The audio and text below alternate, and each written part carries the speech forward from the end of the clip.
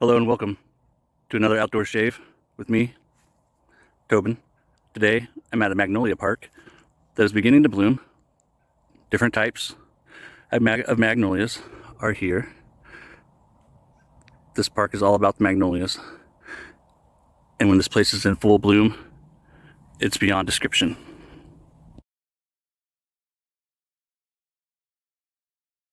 I'll attach the different varieties of magnolias. This one here is a Milky Way. If I can recall correctly, I'll put the name in after I edit it. These ones here are magnolias as well. They're just not in bloom yet. Today I'm going to be shaving from inside here. And as I get my setup a little bit more done, I'll show you exactly how I have it set up.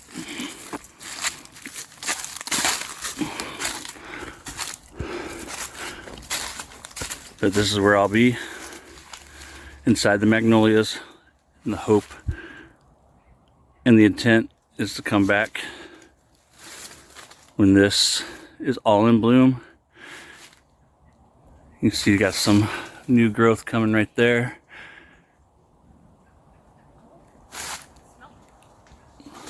When it's all in bloom, I'll have to worry about the honeybees. That's okay, I'm not allergic, and I'll make sure I leave them alone.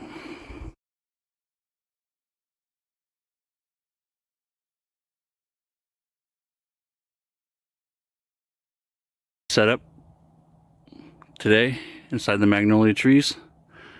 My tripod from Amazon, my mirrors from Amazon. It was a 2-pack.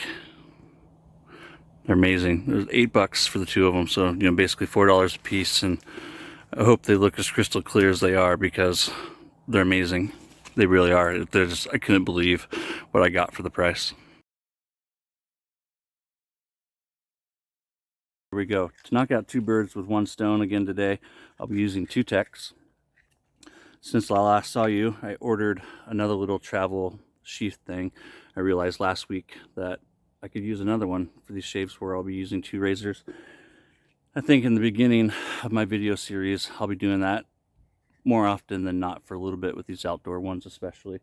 So I have my one from Mike in Germany and my Mule, which is also from Germany. I bought this off of Fingerhand, $7 or something, not too bad. It's nice though. It doesn't fit some of the bigger, fatter head razors, but it fits, Mule heads perfectly, and these techs do really well in them. And you can have a blade in it, and the blade won't rickety rack. Once again, have my go-to pre-shave, the Scentless from Phoenix Artisan. John Paul Jones from Heritage Hill. This is the 6-ounce tub. Their new 3-ounce tub. This one's a blue tub. I'll attach a photo of what the new one looks like. This is their previous second generation, I believe it is, label. They had one generation of label before this. And then this guy here, this is their bay rum, and it's bay rum, teakwood, cedar, bergamot, and patchouli. Yeah, and the teakwood's nice. Teakwood's kind of like get this deep, spicy. The bay leaf, and then the cedar, it's kind of earthy, woodsy. It's amazing. These 6-ounce tubs are huge. I really do like the idea and the way that some of these artisans are moving to 3-ounce tubs. Trying to think who said it the other day, but we really don't need 6-ounce tubs when you're a hobbyist like I am and like you probably are. The guy that's become a good friend of mine, Phil Decker, he started a company about a year ago, and it's called Bricktown Grooming. By now I'm sure you've heard of it. And if you haven't, this is their bay rum, made in California by hand. Phil actually even writes on each label. It's bay leaf, orange, and clove. But what I like about it is I'm not crazy about too much clove, and Phil has done an excellent job of adding the clove so that you get that, that kind of that spiciness that it brings to it. Just enough orange. It's it's perfect. It's simple, but there's nothing simple about the fragrance. Since I talked about it in my last video, I thought I'd bring it with me today.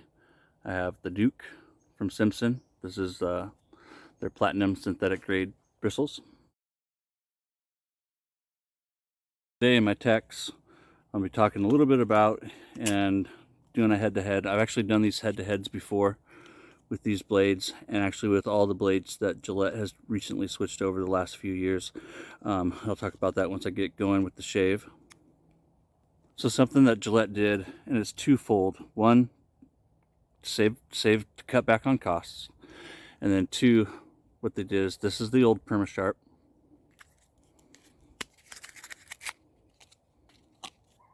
Known as the Super.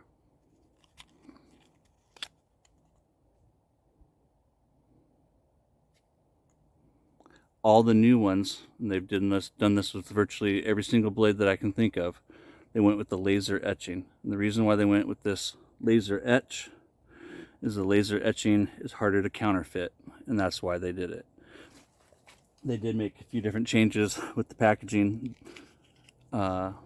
Not so much with these, but with Gillette Silver Blues. I'll talk about that later. But you can see in some of the packaging where they were able to save themselves some money. Once again today, I have hot water in my Oregon thermos and cold water in my plastic water bottle. And I don't believe I mentioned it. Today I'm again using my Oregon duck themed hard soap scoop from Smilez for Miles. The hard scoops are pointed, the other ones are kind of more flat. Something I need to keep in mind is that because of my eBay, I have the distinct privilege and opportunity to every week I speak with new wet shavers and field all kinds of questions. We've got a couple of videos I'm going to be making, and now that I've gotten more comfortable with the camera and other things for setup and whatnot, I'm going to do some videos.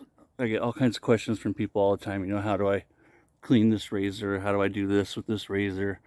You know, all the questions that we have when we're new, I get on a weekly basis. And a lot of times I've been sending, or most of the time, all the time, if I send a link, I send, you know, people links to places on YouTube. I thought, you know what, I need to just make these videos myself, and then I can send people to those videos. And so this week is spring break for us, and so I'm going to upload a few of those videos. And so something else that I always want to try and keep in mind is when I'm doing these videos, that, you know, when we know something, we tend to talk like and think that our audience does too. It's something I've had to learn to be better about with my kids. So I'm going to try really hard to do that with these videos. I've gone back and watched some of them, and I may have gotten a little too technical with some of them. Maybe not.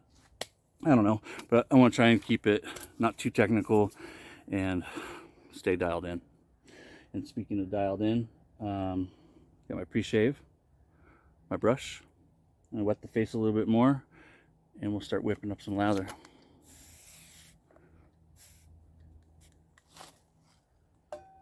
Hope you all had a great weekend. It is Sunday. We had a good weekend. The weather wasn't the best. Today is overcast and it's a little chilly, but it's not raining, and that's all that matters when it comes to an outdoor shave.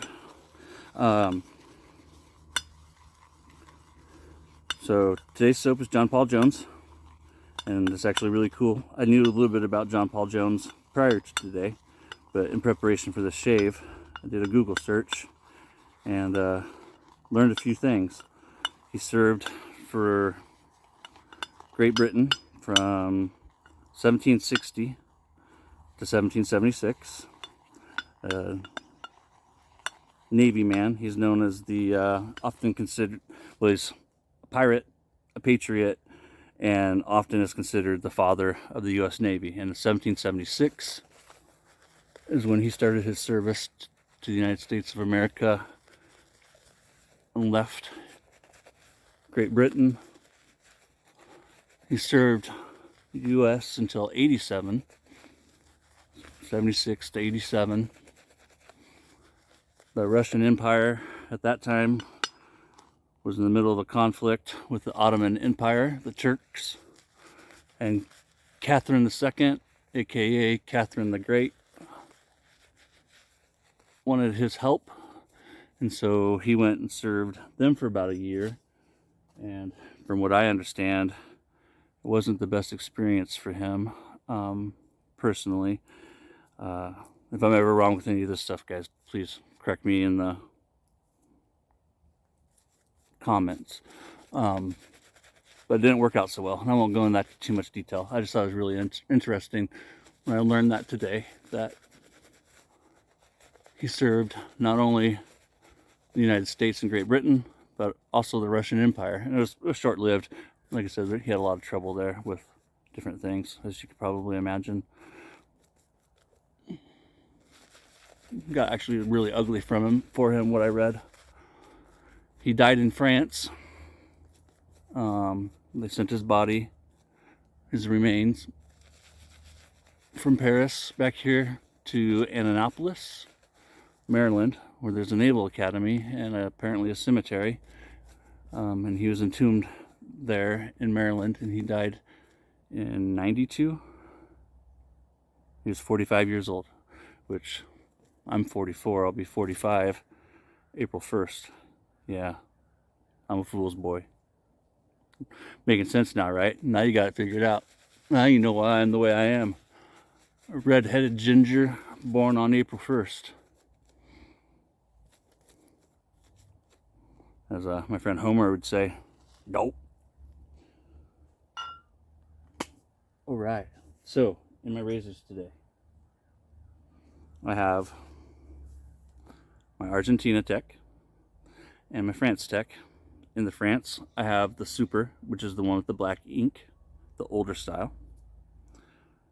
And then in my Argentina Tech, I have the laser etched Gillette Perma-Sharp, the new style that you'll find at most online retailers.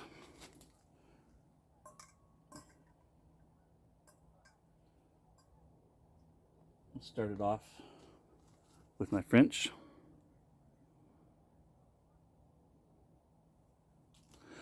The dimensions on these heads are exactly the same as I believe I was showing a minute ago. The handle on the France one is a little longer, but they both have a 0.0225 of a blade gap, or 0.635 millimeters, making it a medium aggression razor by vintage Gillette standards. It's the same blade gap that's on the regular 1950s flare tip, the 60s flare tip, the 40s super speed. It's a gap that they use a lot. This stuff's already starting to dry out. A trusty water bottle. Got this camera a little too high. Some adjustments with my mirror and lowered the camera a little bit. I was talking about the razor, right? Same blade gap. Hi, baby. My wife's coming back from taking the monsters. Keep them busy. So we're at this place called Ruff Park, like I believe I was already talking about. It's a Magnolia park. And here in a month or so, I'll come back and I will be completely surrounded by flowers. And it smells fantastic. You can smell them from a distance. Definitely not the place for someone with spring allergies or seasonal allergies. But if you don't have seasonal allergies, it's definitely an amazing place to be. Right around the beginning of April.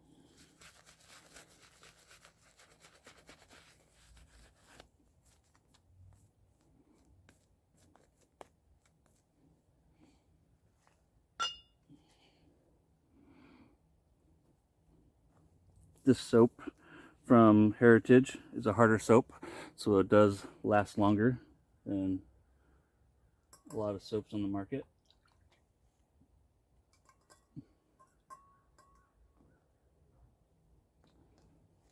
which is another nice thing with their 3-ounce tubs.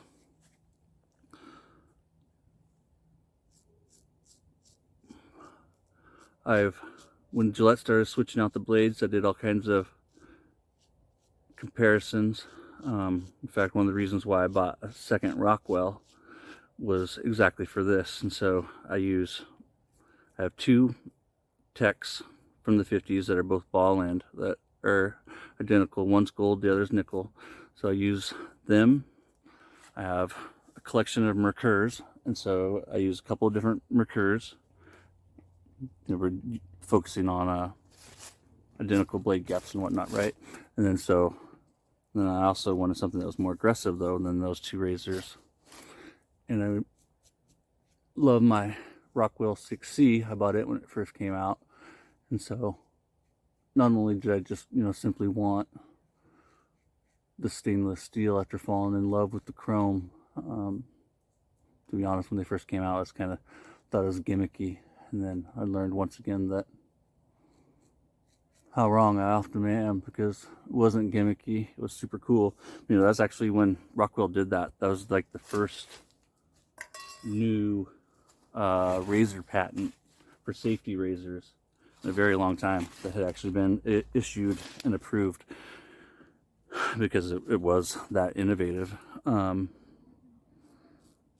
I guess I had a get off of my lawn kind of moment with it, that I questioned it, and so I only went with the gunmetal 6C when it first came out. But now I use it in my stainless steel plate 4. So I'll take these blades and put them head to head with each other. Sometimes I'll do, like I'm doing today, 2 razors at once. Other times I'll just use one razor one day, the next day the other razor, but most of the time it's like I'm doing today.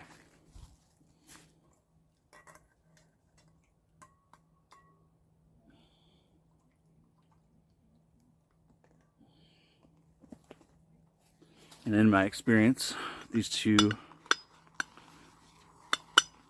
blades are still the same. Just the one has the print on it and the other one has the laser etch. Other than that, with the PermaSharp, I don't think Gillette changed anything. There are a few blades that I do believe that they made some changes with.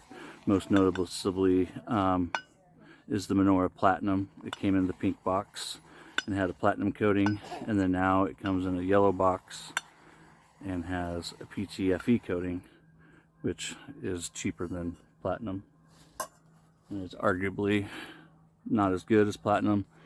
In my experience, I do prefer most platinum blades over a Teflon coating, PTFE. Here's some Canadian geese in the distance.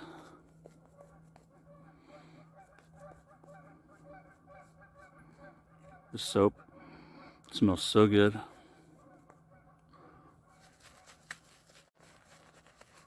Heritage Hill's a newer company. I believe I was talking about Bricktown. Phil's been doing his for about a year now.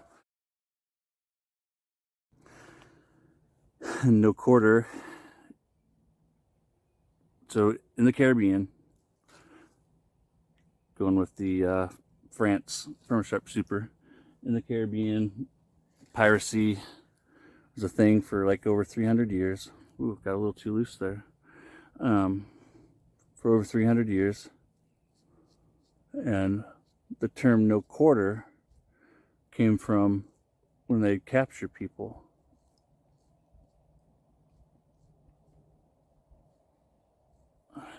And when they would capture these guys, if they were going to release them, they would release them for 1/4 of that person's salary. So if you had a king in your possession, 1/4 of his yearly salary is going to be a ton of money. But you had just some, working class guy, the amount to get him out wouldn't be all too terrible. So that's where it comes from. No quarter would be when they're not going to release someone for money. You're stuck.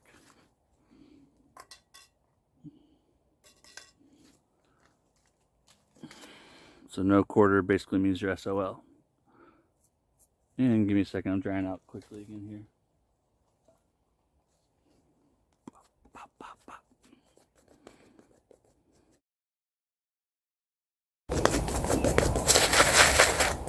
All right, this should be good for a go. I had people ask me why I don't do free shipping. For me, there's no such thing as free shipping, just like there's no such thing as a free lunch. If I was to charge shipping, I'd have to factor that into the price. But the problem is shipping varies how far you are away from me. And so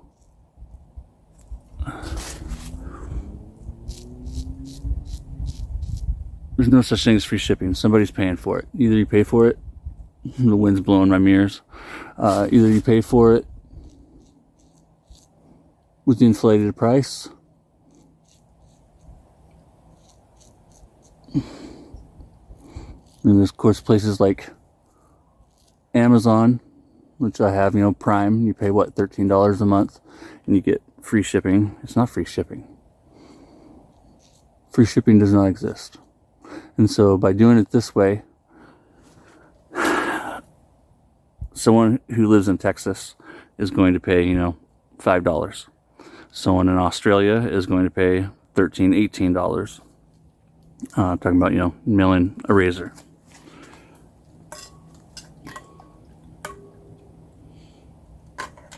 And, California, I'm in Oregon, so California is only going to be, $3.50. So that way, I just think it's more fair for the buyer and more fair for the seller as well. And that way I don't have to focus it into the pricing or anything like that.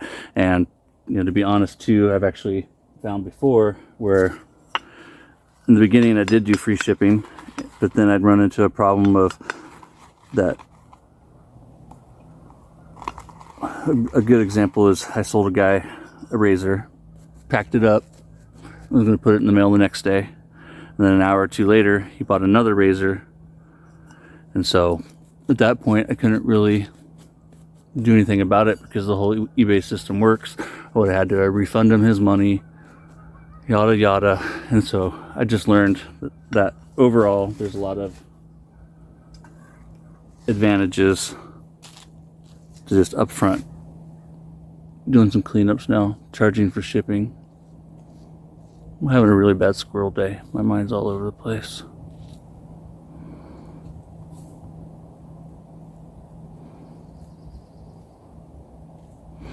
And had someone ask me many times too why I don't do returns. Since that last video I was asked again. I don't do returns on eBay for a couple of reasons. I did returns in the beginning.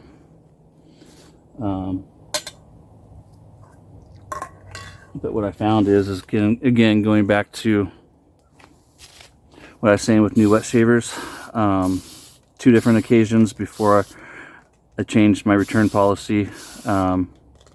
Sold a razor to a gentleman. He left me a great review. He was absolutely in love with this razor. And then 2 weeks later, he wanted to return it because he decided it just wasn't for him and that he was going to stick with this cartridge razor. There's one other very similar instance that happened. 2 different times as well. People bought a razor and then swapped it out for something else, and what they sent me was not the razor I sent them. And I wouldn't say that unless I could say it with 100% confidence, and I refunded them their money because I knew it wasn't worth the fight and the argument. But the razors they sent me back were not the razors I sent them. And then of course there's the whole hygiene thing, that these are tools that are used for personal hygiene, and that once you send them back to me, I also have to clean them back up. And so in a nutshell, on eBay I don't do it. And there's a whole lot of other stories too. There's a lot of scammers on eBay, on the internet, period, right?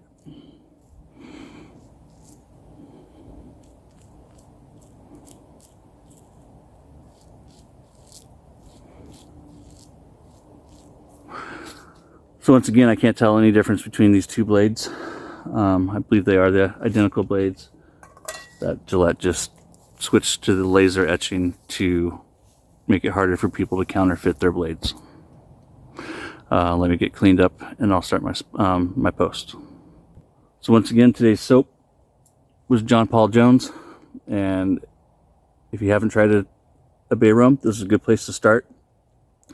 There isn't any clove. That's one place that people complain about. You have the rum, the teak wood, and the cedar, which I think are two amazing additions to this, and what really makes it stand out to me, because you get that spiciness added in with the bay that you already have, but then the earthy, woody. This is a very unique, fantastic fragrance. I can still smell it in my beard, and you definitely get those woody, earthy notes from the teak wood and the cedar. And being an Oregonian and an outdoor, my wife says she can smell me from here and it smells delicious. She's way over there on the bench, on the table. I'm delicious. I like that. Now she's got me out in left field. Thanks, baby. I love you. So, John Paul Jones, especially now with their 3-ounce tubs, if you haven't tried it, grab it. I think it's $9.99 or something like that. Very affordable, and you can get it from a whole bunch of different online retailers. Lots of them. Now to our post, and again, I think these two are perfect together. In fact, I don't know if anyone's ever suggested this or if it's ever crossed Josh and Brett. They're the two guys behind Heritage Hill, or if it's crossed Phil Decker's mind. But I think a collaboration between these two companies for a future fragrance would be absolutely amazing. So Phil, Josh, Brett, if you guys watch this, come up with some new fragrance, get each other on the telly, work something out. That's something I've thought about a few times. No quarter, bay rum. That would just be amazing. For those who don't know, Phil Decker at Bricktown does not do soap. And Josh and Brett with Heritage, to my knowledge, they don't do any aftershave. To my knowledge, both companies don't have anything in the works. Maybe I'm talking out my rear once again. Wouldn't be the first time today, I'm sure. Oh my goodness. This stuff is fantastic. And both products are full of nothing but the best. And my post-shave feel is going to be out of this world. From the soap, the Phil splash, you can't go wrong. Both these companies made in America by hand, by people who have a heart and a passion for this hobby like we do, and that's Phil's a hobbyist. Like I was saying earlier, Phil has a day job. He's actually retiring after 20 plus years, right, Phil? If I remember right, from what I've seen you post and talk about. But adult life, full of service. He's retiring this summer, and so yeah, he's just a hobbyist, and I guess this is how he's going to be spending his golden years, which is really cool and really exciting because he's good people. Check out Phil Decker, Bricktown Grooming. If you haven't checked out Heritage Hill, check them out. I'll have links below. Thanks for watching, and until we meet again, take care of yourself.